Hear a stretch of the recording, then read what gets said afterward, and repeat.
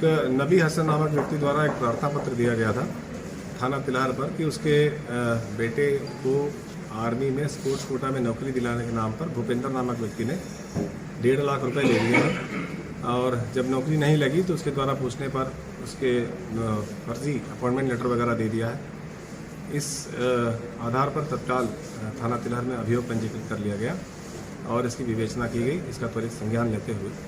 और जब ये विवेचना की जाने लगी तो इससे ये क्लियर हो गया कि इस ग्रुप के तार जो हैं वो मध्य प्रदेश से भी जुड़े हुए हैं, जनपद ग्वालियर से। तो इस पर एक टीम तुरंत यहाँ से रवाना की गई। सीओ तिलहर और SPRA के क्लोज सुपरविजन में ये पूरा ऑपरेशन चला और उन्होंने यहाँ ग्वालियर टीम रवाना की।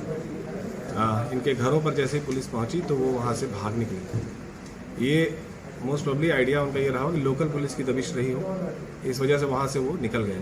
लेकिन जब उनकी बाकी डिटेल्स और मॉनिटर की जाने लगी तो उनकी लोकेशन यहाँ इस जनपद में पाई गई। इस आधार पर कल पुनः दबिश दी गई भूपेंद्र के यहाँ, तो वहाँ से ये 4 व्यक्ति गिरफ्तार हुए, जिनमें से 2 छत से कूद गए दिल्ली। ये कुलदीप और कमलेश नाम है इनके पैरों में चोट आई है जिसकी डॉक्टरी कराई जा रही है और इनको गिरफ्तार कर लिया गया। इनके कब्जे से लैपटॉप बरामद हुए हैं, मोबाइल फ़ोन्स बरामद हुए हैं, तमाम डॉक्यूमेंट्स, फोर्ज डॉक्यूमेंट्स बरामद हुए हैं, अपॉइंटमेंट लेटर्स बरामद हुए हैं, मोबाइल बरामद है।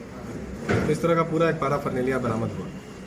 इनसे जो पूछताछ की गई इसके आधार पर ये जानकारी मिली कि इसका जो किंगपिन है वो अभिषेक नाम का व्यक्ति है जो ग्वालियर में रहता है और उसने एक कोई वो खोल रखा है वहाँ पे स्पोर्ट्स कॉलेज टाइप का, और जहाँ से ये फर्जी स्पोर्ट्स के प्रमाण पत्र बनाता है। इसमें इसके साथ में 4 लोग और इन्वॉल्व हैं, प्रवीण, शैलेंद्र, अभिषेक और रोहित। इनमें ये भी जानकारी में आई है कि इसके तार रांची से भी जुड़े हैं, जहाँ ये अभिषेक कनेक्टेड है, और रांची से भी कुछ लोग इसको ऑपरेट कर रहे हैं। कुल मिलाकर इनका जो मोडस ऑपरेंडी ये है कि जो भोले भाले लोग हैं, बेरोज़गार हैं, उनको ये इस बात का झांसा देते हैं कि स्पोर्ट्स कोटा में तुम्हारा हम आर्मी में करा देंगे, नौकरी मिल जाएगी, और इसके आधार पर 6 लाख रुपए इनसे पहले वसूले जाते हैं। इनके जो ओरिजिनल मार्कशीट्स वगैरह हैं वो रख लिए जाते हैं और इसके बाद फिर इनको जब ये दबाव बनाते हैं तो इनको ले जाकर कहीं 10-12 दिन बैठा दिया जाता है कि क्वारंटाइन रहना पड़ेगा। फिर 34 लोगों का बैच बनता है, तब आर्मी में ज्वाइनिंग होती है। तो इस तरह तमाम तरह के झांसे दिए जाते हैं। फिर कुछ लोगों को घर वापस कर दिया जाता है, कुछ के पैसे अटक गए तो अटक गए, कुछ के पैसे थोड़े बहुत मिल गए तो मिल गए। ये इनका मोडस ऑपरेंडी है।